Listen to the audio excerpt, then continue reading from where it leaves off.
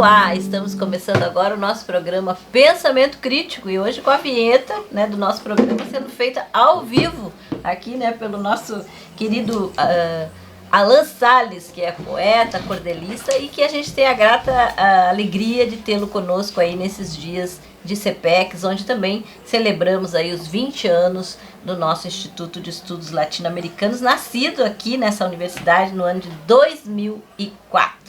E hoje então vamos ter um pensamento crítico falando justamente sobre isso, poesia, cordel, e com ele estará também conversando com a gente também um querido companheiro nosso aqui também de Florianópolis, Rafael Hagmaier, que é também, além de professor de música, ele se aventura aí no mundo da rima, né, fazendo paródias e, enfim, sempre dentro do campo da cultura. Mas vamos começar contigo, Alan.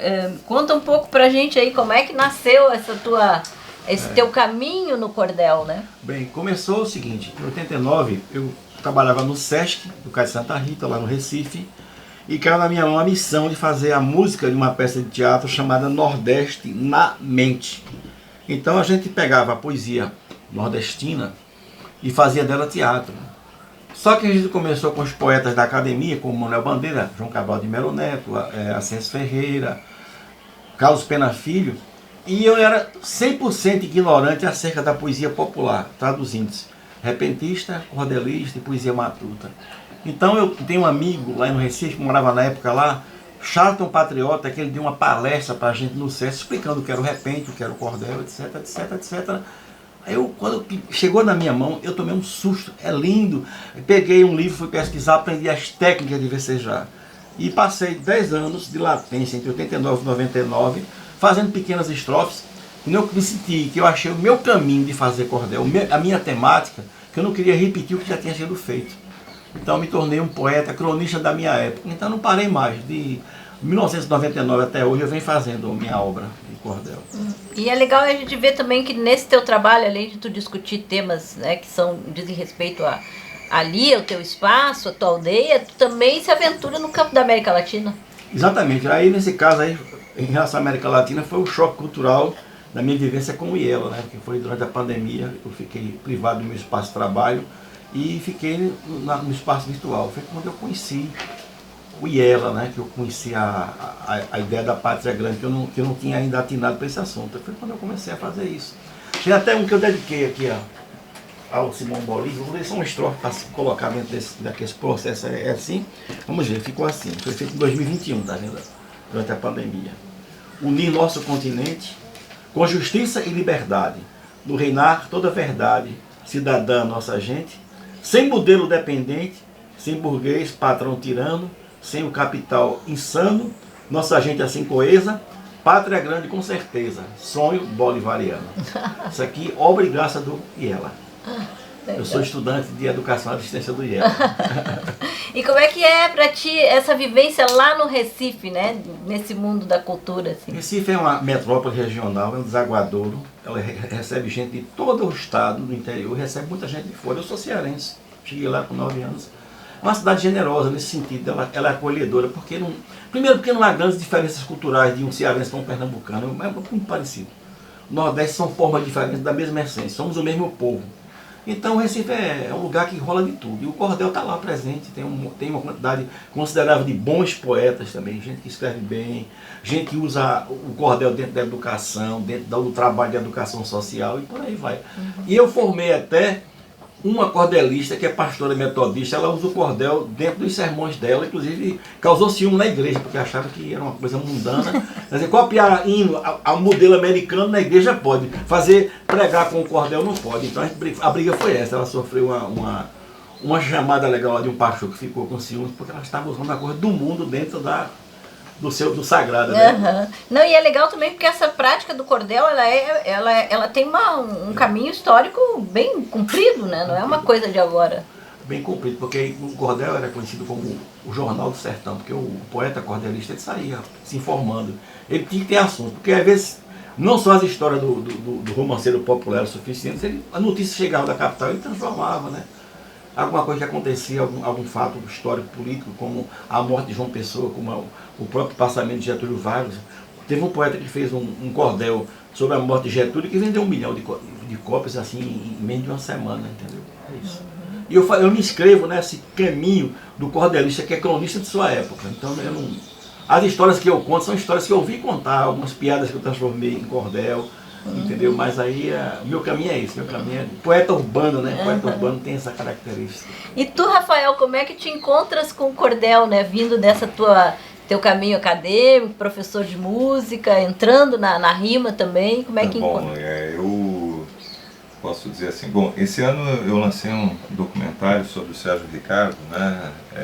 Uma outra história do cinema novo, e acho que assim um pouco foi pelo Sérgio Ricardo, porque ele fez a trilha sonora do Deus e o Diabo na Terra do Sol, e depois ele lançou o filme A Noite do Espantalho, que eu conheci através do disco, né? Naquele tempo não tinha internet, nos anos 90, eu morava na casa do estudante universitário lá em Curitiba, eu sou de lá, moro em Porto Alegre também, Floripa, então me considero um sul brasileiro, assim, né? E nesse disco, então, o Alceu Valença, Geraldo Azevedo, que fizeram a trilha sonora, né? E que a gente entrevistou para o documentário, que falaram muito dessa relação do Sérgio com a música nordestina, porque eu tinha certeza que ele era nordestino, ele era para mim a voz do Nordeste. E para mim foi uma surpresa quando eu comecei a pesquisa e descobri que ele era paulista, de Marília, filho de imigrantes sírios, que começou no Rio de Janeiro na Bossa Nova e que foi o Glauber Rocha que transformou ele num cantador de feira, como ele mesmo diz.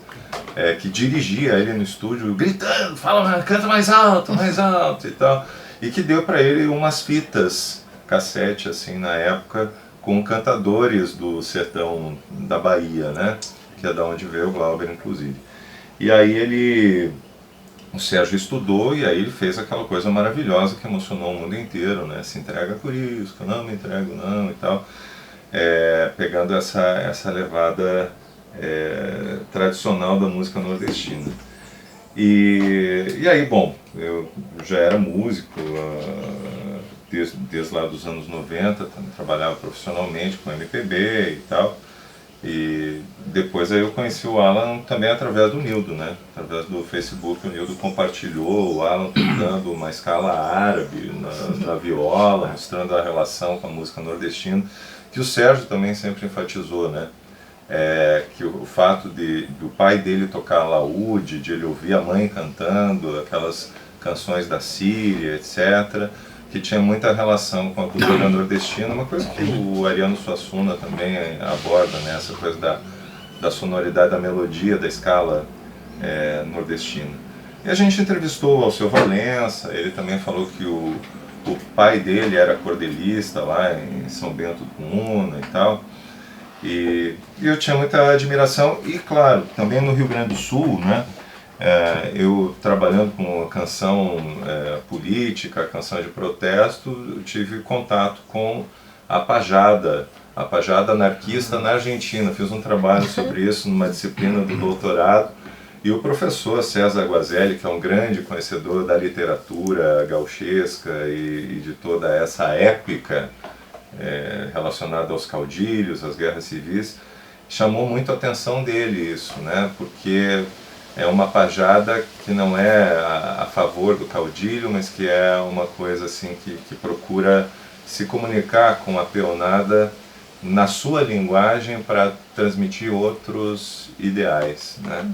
E tem muita relação, né? A própria estrutura da décima, a mesma estrutura das redondilhas, e é a mesma estrutura que é uma estrutura ibérica, barroca, né, que chega no século XVII e que curiosamente ela se desenvolve no Nordeste, no sul do Brasil, mas não no centro. E por isso mesmo às vezes até fica meio marginalizada da grande mídia. Eu acho que foi muito legal ontem levar o Alan lá no curso de História da Música Popular Brasileira da UDESC, né, que eu sou professor dessa disciplina, para ele falar dessa influência do cordel na música popular brasileira, na música pop, né, digamos assim, do Brasil, com Zé Ramalho, Alceu Valença, pessoas que usaram essa estrutura do cordel para, enfim, gravar disco e que viraram sucesso no rádio, assim. Inclusive o Alan falou na oficina, né, sobre o galope à beira-mar, que a gente ouve na música do Zé Ramalho, e não tem muita noção do que seja, parece uma frase numa letra, mas aí o Alan explicou muito bem que não, que é uma maneira de fazer a poesia, né? Mas não fala agora, vamos falar no próximo bloco, que esse aqui nós vamos ter que encerrar agora, tá bom? Fica aí, já voltamos.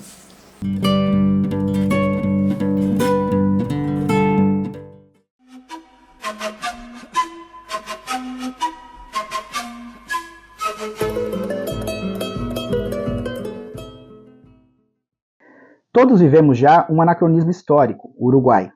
Mas esse também é nosso privilégio, porque o adiantamento da consciência desse anacronismo uruguaio nos leva a perceber, desde nós mesmos, por necessidade, sem a literatura, o anacronismo de todo o ciclo balcanizado da América Latina. Essas são palavras de Alberto Metol Ferrer nesse pequeno livro El Uruguay como Problema. Alberto Metol Ferrer foi um intelectual, pensador, filósofo, historiador, jornalista uruguaio, que nasceu em Montevidéu em 1929, né, esse ano emblemático de crise econômica capitalista mundial, e faleceu em 2009. Foi um dos principais nomes, né, de uma corrente que buscava articular o nacionalismo, né, uruguaio com a integração latino-americana, né, inspirando inclusive outros autores, como os argentinos Jorge Abelardo Ramos, Arturo Jauretti, ou mesmo o brasileiro Darcy Ribeiro, que inclusive se inspirou nesse título, El Uruguay como Problema, para escrever o livro O Brasil como Problema. A principal tese de Alberto Metol Ferrer nesse livro é que o Uruguai, que é símbolo, né, desse processo de balcanização, de fragmentação da América Latina, né, imposto especialmente pelos interesses ingleses na região e também das elites locais, já não tinha uma situação geopolítica, econômica, internacional que lhe desse sustentação, já que ele surge num ciclo de poder da Inglaterra, que já estava em decadência, né, sendo superada pelos Estados Unidos. Nesse sentido, ele dizia que os Estados Unidos, ainda que tivessem, obviamente, um interesse geopolítico, que o Uruguai sempre estivesse fragmentado, né, e apartado do resto da América Latina, não tinha uma alternativa econômica que lhe sustentasse, né? Esse Uruguai que surge baseado na renda da terra, surge baseado na produção de gado, de carne e exportação para a Inglaterra, né? Não exportava carne para os Estados Unidos, portanto, era um Uruguai já decadente.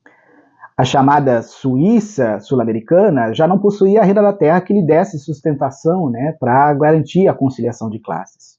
Outros trabalhos de Alberto Metol Ferrer, além desse livro Uruguai como Problema, são os livros La América Latina del siglo XXI e Los Estados Continentales y el Mercosur.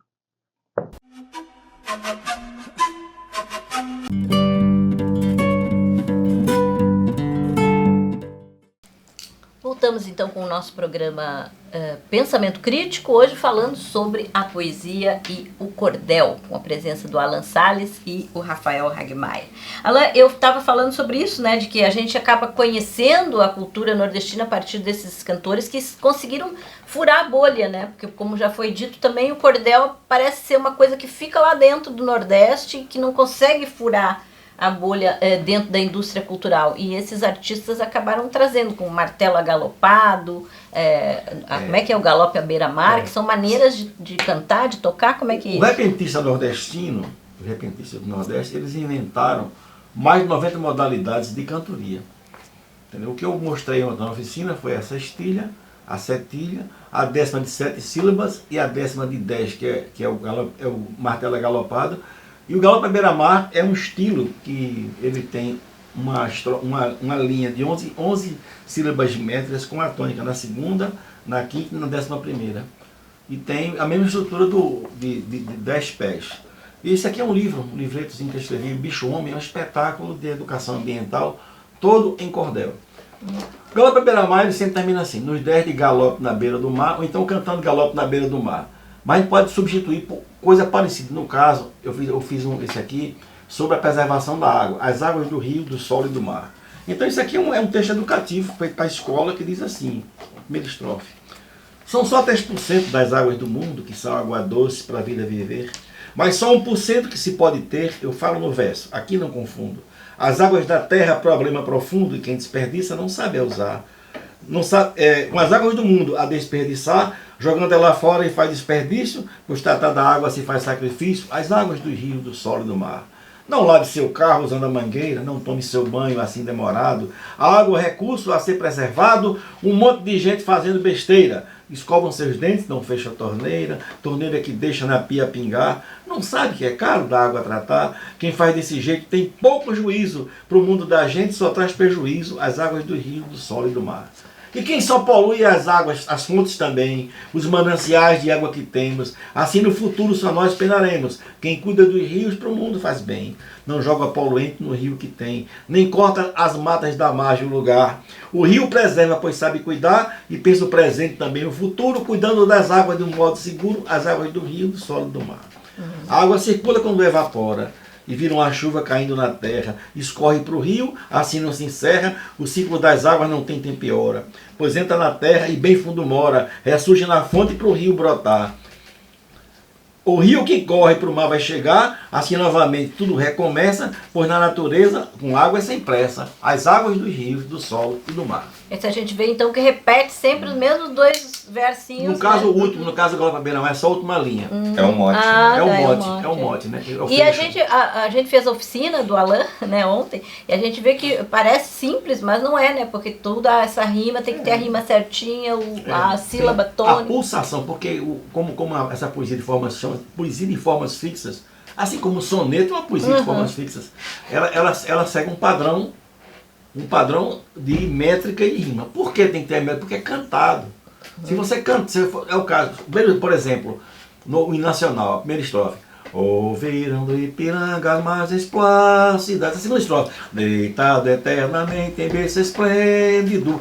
A letra, ela bate exatamente com as musicais. Mesma coisa, o cordel vem daí. O cordel nasce do repente, que tem essa pulsação, essa marcação rígida de tônicas musicais com tônicas fonéticas de palavra falada ou cantada, é a mesma coisa. E em que o cordel se diferencia da embolada, por exemplo? Porque a embolada é um tipo de poesia popular que não necessariamente é feita de improviso. Se bem que o cordel não é feito de improviso, o cordel só é de improviso o repente. O repente é feito de improviso, o cordel não é improviso, o cordel você tem uma ideia, no caso aqui, né? E o cordel é escrito, né?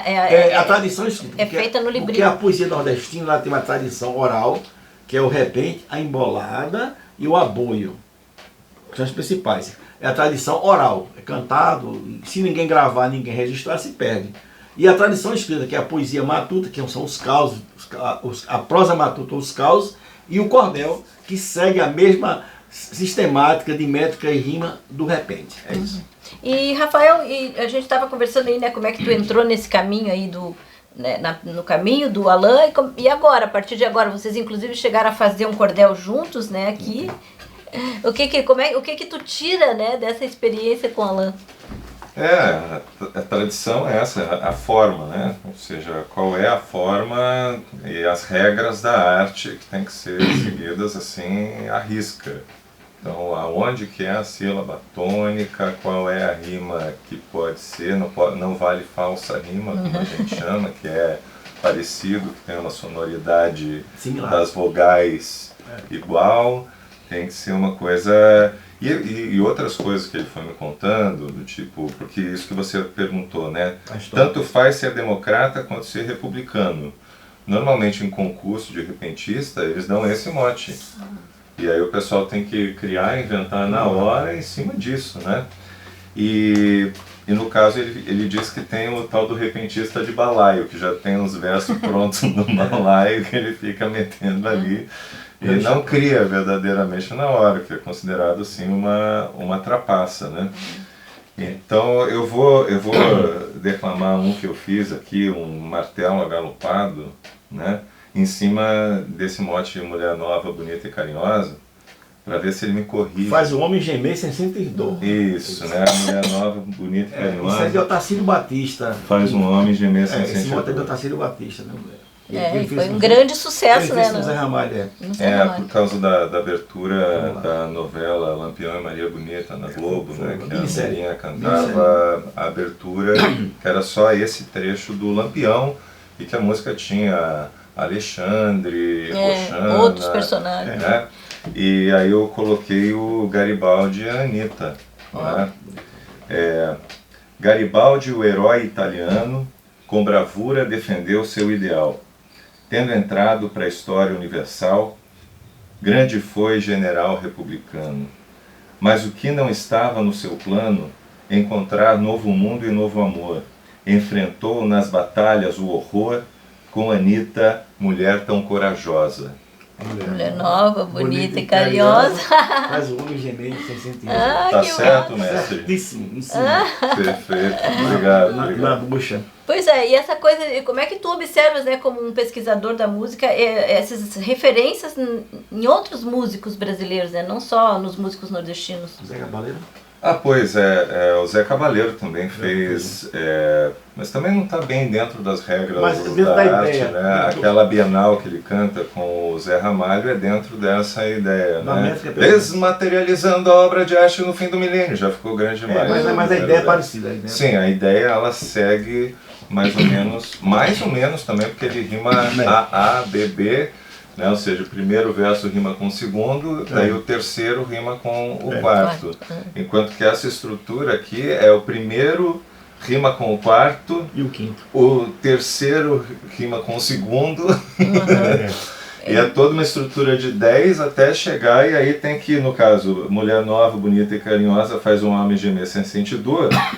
Os dois versos acima desse mote tem que ser com or, para rimar com sentir dor. A parada não é fácil, não é fácil fazer. Mas uma coisa assim que você falou dessa história, né? A coisa do cordel, o caderninho, quer dizer, isso é típico do século XIX, quando você ainda não tinha a gravação da música. E aí o que era comercializado? Não era disco, não era nada. Era justamente esse cordel que o pessoal levava para casa. Isso não foi só no Brasil, né? Nos Estados Unidos também tinha os tocadores de banjo que viajavam de trem, que vendiam, né? Na França mesmo, até o primeiro cantor popular que fez sucesso nos cabarés lá de Paris, em Montmartre, ele tocava no cabaré do Gato Preto, que foi o primeiro, mais famoso, e o dono não pagava nada para ele, né? Então ele subia em cima da mesa, cantava e podia vender os livretinhos com a letra da música, eventualmente até a partitura da melodia e tal, para alguém poder depois cantar de novo. Legal, isso também é legal da gente falar, porque mostra que às vezes isso que a gente pensa, tem uma cultura que é nossa, que é autóctone, a cultura ela é uma coisa, né, que vai caminhando, né, vem vindo de outros povos e tal, e tudo vai se amealhando, vai se transformando e vai assumindo alguma identidade, né. Mas enfim, vamos encerrando esse bloco, já voltamos com mais conversa aqui sobre o cordel.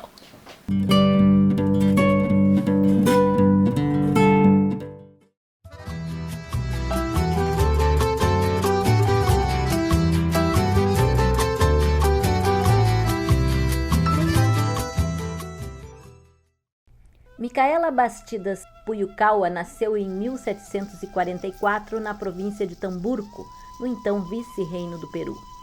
Pouco antes de completar 16 anos, se casou com um jovem mestiço, José Gabriel Condorcanqui, descendente direto do último Inca Tupac Amaru.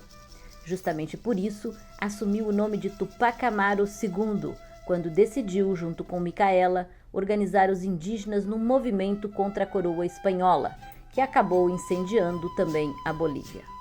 Na revolta, Micaela atua como soldado e também como conselheira militar de Tupac II. Foi ela quem sugeriu a tomada de Cusco logo nos primeiros dias da rebelião, o que significaria a vitória sobre os espanhóis. Tupac preferiu esperar, ouvindo seus aliados crioulos, e é derrotado. Micaela é capturada em 1781 e levada a Cusco, onde seria torturada e executada pelos espanhóis em praça pública, junto com seu filho Hipólito e Tupac Amaru II. Revolucionária e combatente, Micaela vive. Já não tenho paciência para suportar tudo isso.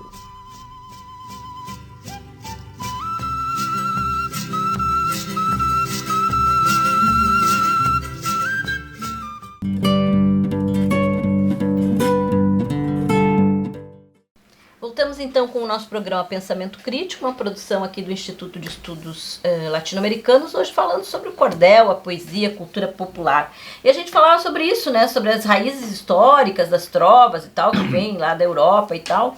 E hoje a gente tem muitas pessoas criticam, por exemplo, a rima, que se faz hoje, as batalhas de rima, que foram trazidas dos Estados Unidos, daquela rima do povo negro, né, nas comunidades de periferia dos Estados Unidos e tal. Então há uma crítica, copiando os Estados Unidos. Mas o que está em questão aí nem se é cópia daqui ou dali, mas sim a força da indústria cultural para apenas trabalhar um determinado tipo de música ou de poesia. Como é que tu vê isso, Alan? Eu vou dar um exemplo interessante em relação a qual é a visão que a classe média tem. Que a indústria cultural é basicamente feita para ela, para a classe média para baixo. Eu lembro na época tinha uma emissora chamada MTV, que é Music Television, que era de matriz americana, ela tinha uma versão brasileira. E eles tinham um programinha que passava todo verão. Estava numa praia do estado do Espírito Santo, rolando um festival de música pop. Então era tudo show acústico, né? Pete cantando, o Seu Jorge e os músicos, e o pessoal do rock. Aí tem a Didi, uma lourinha linda, ela assim de fundo da praia, ela disse, tem um negócio bacana ali, dançando. É uma dança de caiçara. Disse, mas isso é apenas folclore. Apenas folclore. Quer dizer, apenas folclore. Quer dizer, a visão que se tem, né, de que o que vem do povo é uma coisa menor. Então o folheto de feira, que o cordel nasceu na feira. Isso é de uma sofisticação imensa, porque você tem, embora seja a linguagem do povo, seja uma linguagem despojada de arcaísmo, de coisas, de firulas linguísticas, mas conta história mesmo, não tem pra onde correr. Então, o que é apenas folclore é a seiva de um povo, é a alma de um povo, é uma herança histórica, é o que o avô ouviu do avô dele. Então é isso. Acho que a indústria cultural ela tem um problema sério, porque é monocultura, né? Então o Brasil era assim, a gente teve a época do rock nacional. Aí o rock nacional, os caras ganharam dinheiro, viajaram no Brasil todo, namoraram no Brasil todo, destruíram hotéis nas loucuras, na cachaça, nas drogas. Depois entrou o pagode, Tira o rock. Aí o pagode, tira o pagodeiro, bota o axé music, aí Gabriel Sangalo e tal, Luiz Caldas e tal, tira ele e bota em sertanejo. Então fica nessa monocultura, porque perguntaram um dia pra mim lá em Recife, né, um amigo meu reclamando, não, que a gente não vê mais música boa, e você não conhece Recife, você tem que parar de ouvir rádio e ver TV, dê um rolezinho, pega a agenda cultural e você vai encontrar chorinho em Recife, você encontra música regional muito bem feita, forró muito bem tocado, até jazz em Recife tem banda de blues, porque o Brasil não parou de produzir coisa boa, apenas ela não tem visibilidade. Porque a indústria cultural, ela prefere nivelar por baixo para poder dominar. Eu tenho um texto sobre isso. Em relação a Dona Anitta e seu Wellington Safadão, que são muito famosos no Brasil, eu escrevi isso aqui. Diz assim, já tivemos os tempos mais felizes que canções de primeira se ouvia. Todas tinham um poema e melodia e seguiam por outras diretrizes. E as rádios não eram meretrizes a tocar de Jobim a Gonzagão, o Brasil num tesouro de canção, para virar um país de tantos bobos, um país que legou nos Vila Lobos, hoje pena com Anitta e Safadão. Então você vê, né? Tá aí, existe gente fazendo, eu conheço pianistas bons, conheço grandes violonistas, não só em Recife, como em todo o Nordeste, mas infelizmente o que eles querem colocar? Querem colocar o trivial, o que música com refrãozinho, que é para pegar e colar chicletada, daqui a 6 meses esquecem e botam outra. E aí o interessante também do cordel é que a gente vê, sendo cultura oral, né, do povo que não tem uma educação formal, mas que ao mesmo tempo também traz história, não só a história do Brasil, mas a história do mundo, né, que eles falam. É um negócio impressionante, assim, como é forte, como é rico, né? É isso. E tu, Rafael, o que pensas aí desse papel da indústria cultural com relação à música e a essas manifestações, né? Porque assim como no Nordeste o cordel é invisibilizado, aqui no Sul nós também temos a boa música que também é invisibilizada. No caso desse exemplo, né, que foi dado a respeito das batalhas de rap, por exemplo, e a relação que elas têm com esse tipo de repente, né, eu me lembro que na Argentina eles fizeram uma batalha entre um pajador e um rapper. E o rapper tinha aqueles versos: eu vou acabar contigo, você não é de nada, você é um idiota, xingando, tentando humilhar e tal e tal. E o pajador, ele ganhou a batalha, terminando com o verso: no es con malas palabras que se hace buena poesia. Né? O que talvez até seja discutível, né? Mas a questão, assim, de um ponto de vista semiótico, é que a rima, ela reforça a razão do argumento. Ou seja, você dá um bom argumento e se rima, parece que tem mais razão ainda, fecha, né? Emociona e tal e tal. Mas o exemplo próprio, né, do folhetinho, do cordel, ele já é uma forma de comercialização da cultura. Você tem que vender alguma coisa, o artista tem que viver de alguma coisa, e depois isso passa a ser feito em escala industrial, com a indústria do disco, e hoje na internet, Spotify, essas coisas que, quando se criticava a mídia tradicional e a própria indústria fonográfica, que o artista ganhava pouco, ou que não ganhava quase nada, com o Spotify é bem pior.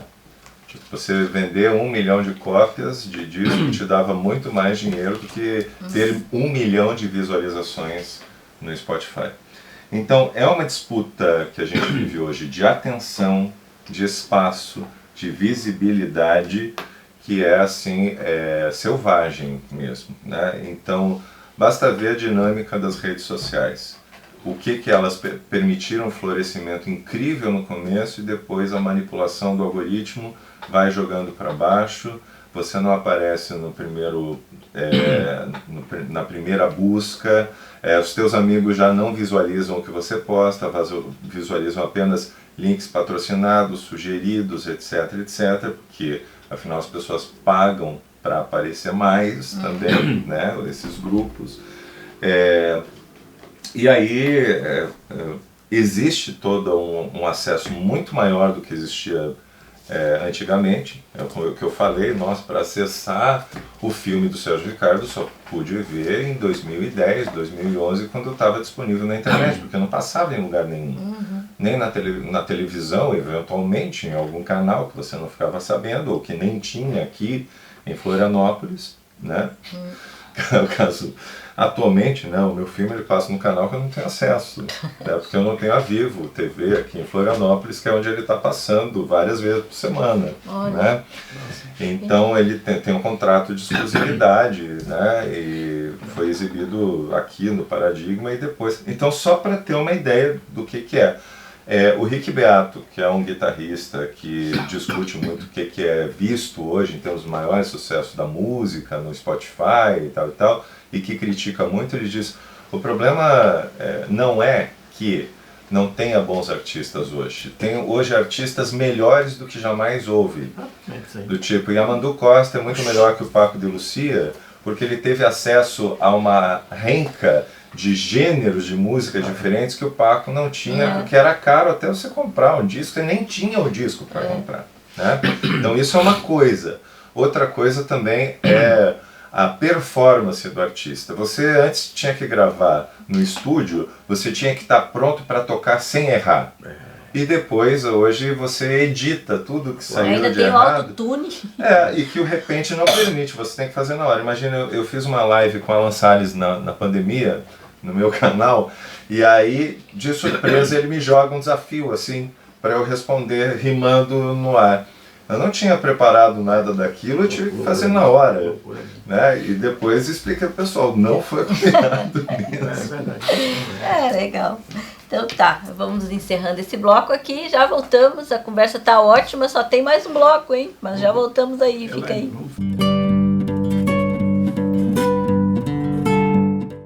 Voltamos então com o nosso programa Pensamento Crítico, hoje falando sobre cordel, cultura brasileira, e essa coisa da visibilidade, invisibilidade, esse é o nosso papel também, né? Porque assim como as pessoas estão produzindo, estão nas redes, estão na internet, mas as pessoas não as encontram.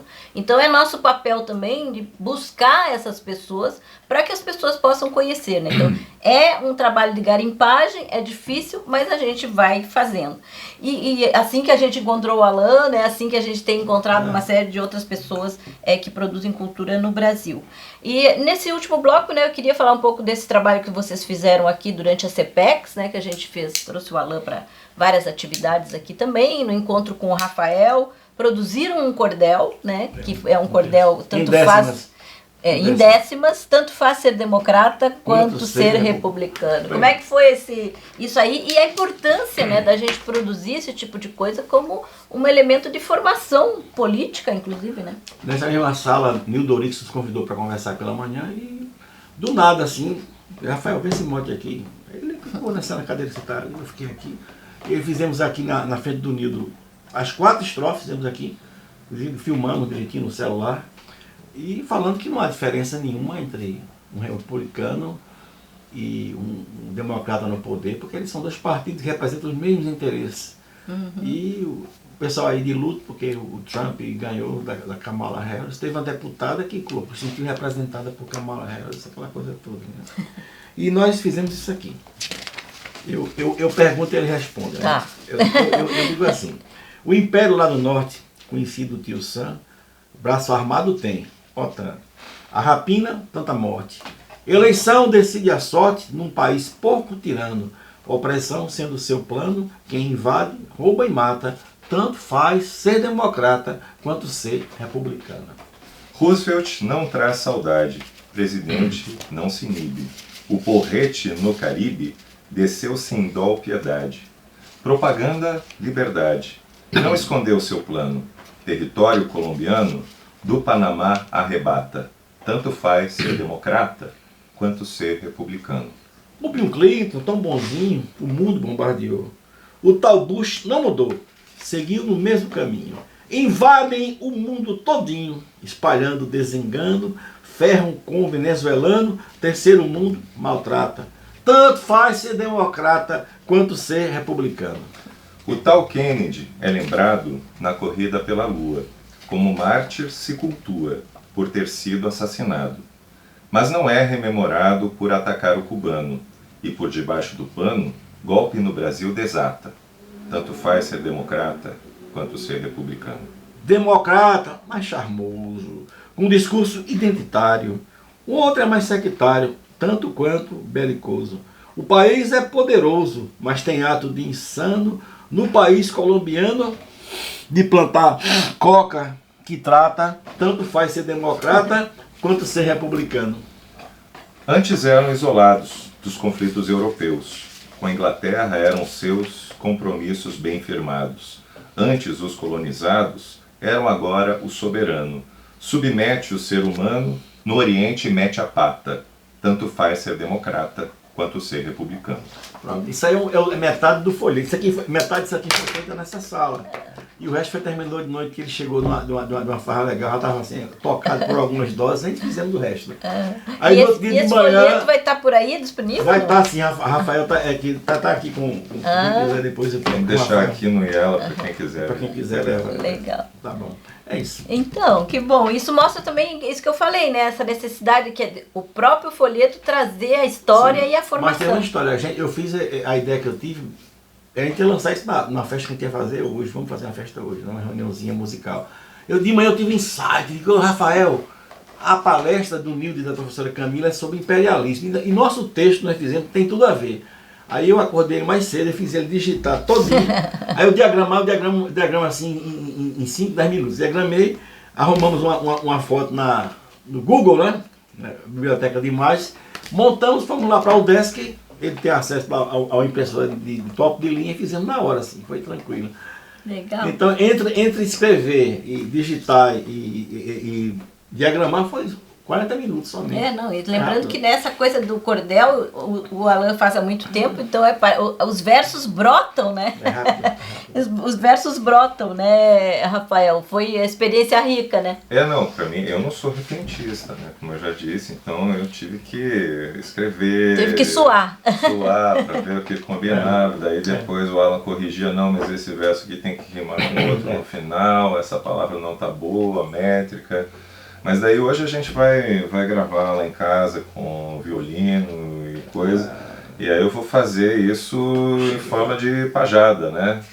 Do tipo, o verso final que o Alan ficou muito... convenceu. Ele falou, nossa, esse arremate ficou ótimo, ficou né? Perfeito. Não, foi perfeito. Assim, o arremate assim. Né?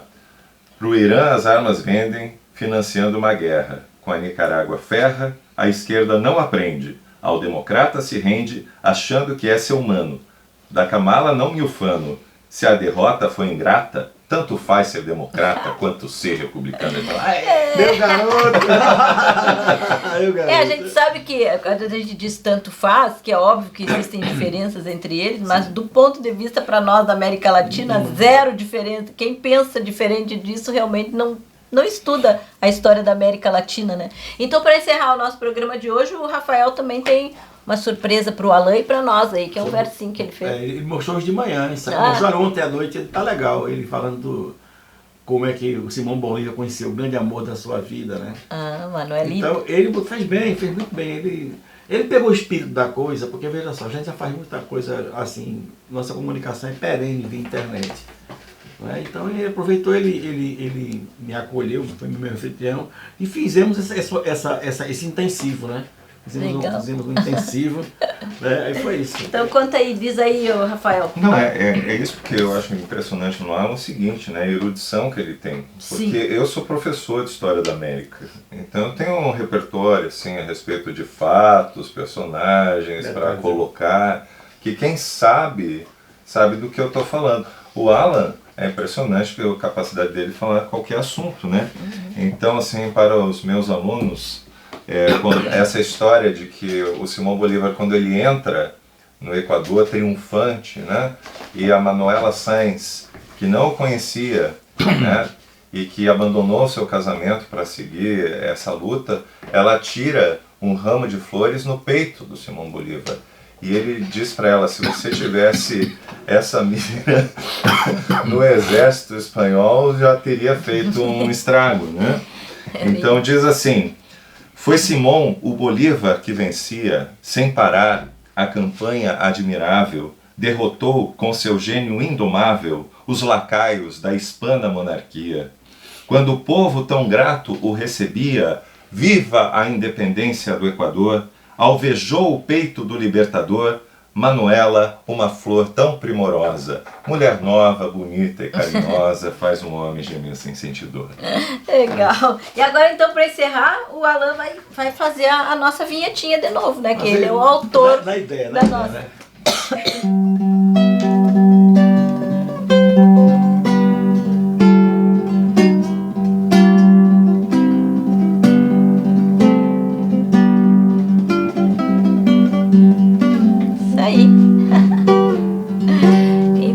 Pessoal, vamos encerrando o nosso programa Pensamento Crítico. Hoje um programa extraordinário. Agradecer muito ao Rafael pela presença aqui.